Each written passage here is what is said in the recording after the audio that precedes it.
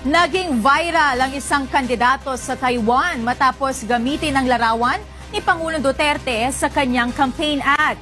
Ayon sa kandidatong si Ren Chi-chen, hinahangaan niya ang determinasyon ng Pangulo ng Pilipinas para masupo ang problema ng drogas sa bansa.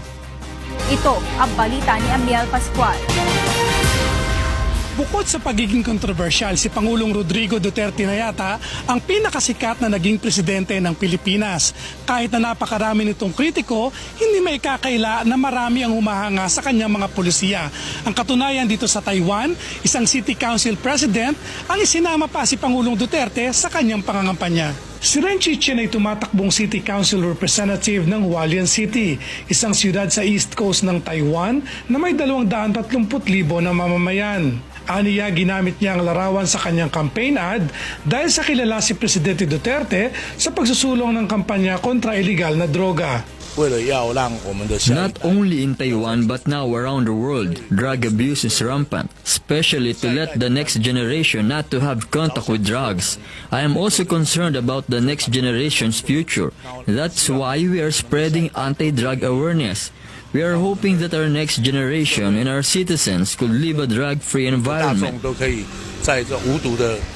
Ayon kay Chen, sa pamamagitan nito ay mas maipapaalam niya sa mga mamamayan ng Taiwan ang masamang idudulot ng ipinagbabawal na gamot sa buhay ng tao. Sang-ayon naman ng ilang Taiwanese sa campaign ad ni Chen at sa war on drugs ni Presidente Duterte. I personally approve President Duterte's ways of solving problems. I think he have a lot of guts. I really like his determination on fighting drugs. That's good. It's better not to use illegal drugs so that you won't put your life to waste and the country will progress. It's okay. Every country has its own way. I think it's not bad.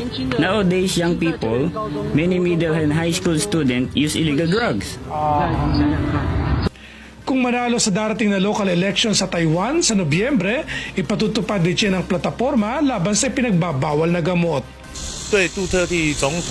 On President Duterte's impression was his war on drugs and his determination. Even though his way may not be acceptable here in Taiwan, but his spirit is very admirable. Amiel Pascual, UNTV News and Rescue, Taiwan.